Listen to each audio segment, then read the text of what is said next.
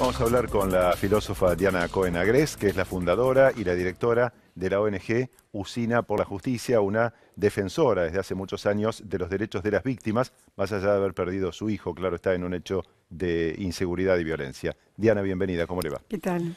¿Cómo analiza esto que está ocurriendo en las últimas horas, estas muertes de estas dos chicas policías que tanto han conmovido a la sociedad? Bueno, no lo haría en términos de los funcionarios. Los funcionarios solamente ven estadísticas y por eso tanto en uno como en otro caso ven la cuestión desde una mirada macro. Son seres humanos, son personas, son jóvenes que tenían toda la vida por delante. Entonces creo que en un caso es un reduccionismo, una simplificación, y en otro es precisamente hacer del delito, del homicidio, un tema tabú, cuando en realidad se tiene que hablar del tema. Incluso yo vi que algunos medios habían difundido la voz de esta chiquita cuando estaba muriéndose, Sí. y fueron criticados precisamente por esa difusión.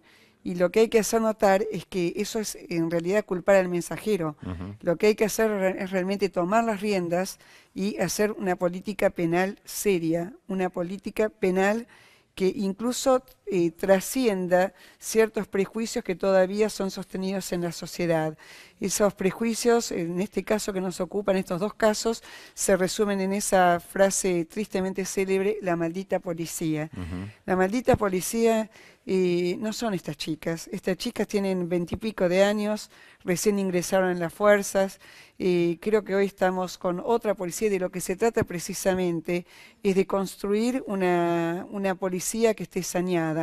Pero esta no es manera de construir esa policía. Por eso creo que hay una enorme responsabilidad en gran medida, sobre todo en la Ciudad de Buenos Aires y en los niveles, en los segmentos socioculturales superiores, hay una enorme responsabilidad precisamente de esos segmentos, tanto por parte del periodismo como de los funcionarios, como de los políticos, donde todavía se siguen ciñendo a una idea de lo que es la policía, cuando precisamente de lo que se trata es de ver en el policía una persona que nos cuida, una persona que nos protege, Ujú. sobre todo en el caso de estas dos chiquitas que recién salían a la vida. Sí, sobre las cuales no se han escuchado muchas voces de algunos sectores que en otros casos, cuando hay otro tipo de víctimas, sí rápidamente se quejan y protestan muy públicamente, ¿no? Pero por supuesto, aparte, esto no es de ahora. El Ni Una Menos no apareció en ningún momento.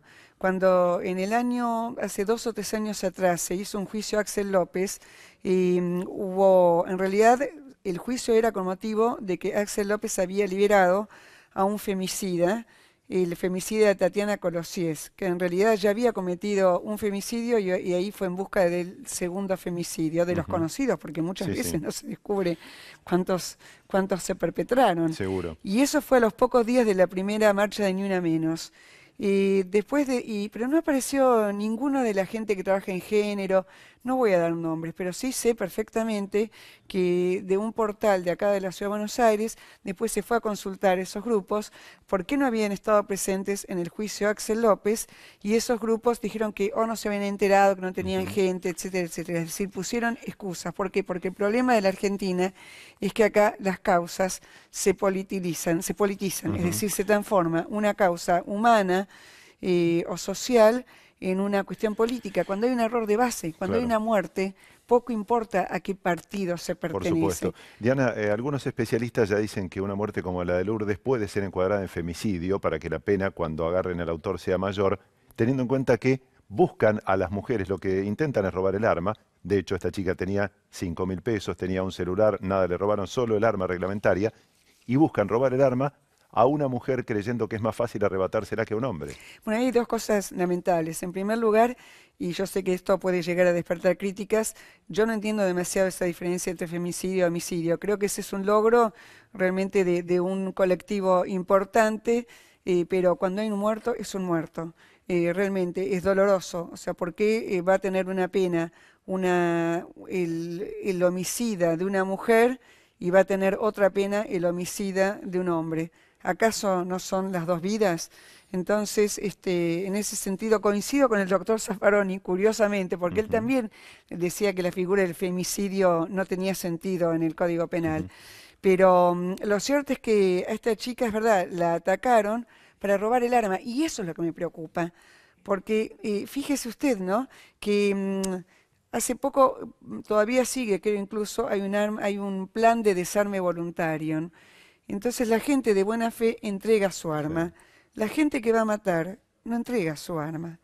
Es más, hay que ver cuál es el destino de esas armas, si no se reciclan Ujú. dentro del camino del delito. Diana, usted recién dijo que hay mucho que modificar en cómo se aplica el Código Penal. ¿Qué sería lo básico que está pensando? Y una de las cosas que yo estoy muy preocupada, que están sacando un código que a diferencia de los que existen en Europa, concretamente no me refiero a Finlandia ni a Noruega, también a Italia, a España, a Francia, donde existe lo que se llama la pena permanente revisable. ¿Eso qué significa? Que una persona que entra en la cárcel, en lugar de dársele un plazo donde tiene que salir sí o sí, después de tantos años de estar confinada, es revisada. Y si esa persona está en condiciones, una vez que es examinada por los peritos, si está en condiciones de ser liberada, es liberada. Y si no está en condiciones, vuelve a la cárcel, pasa un tiempo más hasta que nuevamente esa pena es revisada. Ujú. Entonces, ese modelo es un modelo especialmente atendible en el caso de los violadores, que se sabe que en principio es muy difícil que se curen, que por más que se traten.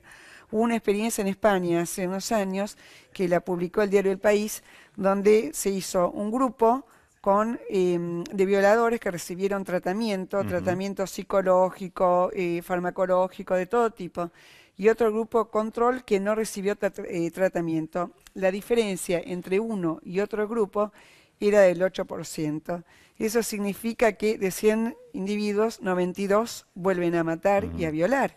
Entonces, eso lamentablemente prueba que difícilmente sea recuperable un violador. Lo que Bueno. pasa, ¿qué pasa acá en la Argentina? Cuando se vence el plazo de la pena, viene un juez y a uno le dice, bueno, pero lo tengo que liberar porque así lo Ujú. ordena la ley. Hoy, sin ir más lejos, han absuelto a Carlos Rossi, el juez que había liberado a Wagner, el asesino de Micaela García, que lo Claro. liberó por un caso de este tipo y después mató a la chiquita en Y Entre bueno, Ríos. quizás ahora todo el grupo Ni Uno Menos y la gente precisamente que trabaja en género se da cuenta con qué se tienen que enfrentar, porque durante años vienen proponiendo políticas penales buenistas, como las llamo yo, y por ejemplo, educar a los chicos en las escuelas, etcétera, etcétera, cuando no se dan cuenta y no se convencen de que un violador en la calle es un peligro en la calle. Ujú. Entonces, ¿qué pasa acá? A mí no me extraña el caso de este jury. ¿Por qué? Porque en ningún jury de los que yo conozco hasta ahora que se haya motivado haya tenido un origen en un homicidio o en una serie de liberaciones que finalmente terminaron en homicidios, Ujú. en ningún caso, ni en Sallari, ni en Axel Sí. López, ni en este caso el juez Rossi, realmente tuvieron algún tipo de Ujú. pena. Son absueltos porque estamos frente a una corporación judicial fuertísima. Es grave eso. Diana, lo último, brevemente, ¿qué opinas sobre la modificación que ha hecho el presidente mediante el decreto de las actividades militares? Yo creo que las Fuerzas Armadas tienen que tener un papel y un sentido en la Argentina. Hoy más que nunca. O sea, nuevamente, tenemos que elegir entre dos paradigmas. El paradigma de hace 40 años o el paradigma de una Argentina del siglo XXI. Yo, en lo que me toca, y espero que así sea, elijo el del siglo XXI. Gracias, Diana. Gracias a usted. Diana Cohen-Agrés, la filósofa, la fundadora y presidenta de la ONG Usina de Justicia, en el noticiero central de la televisión pública.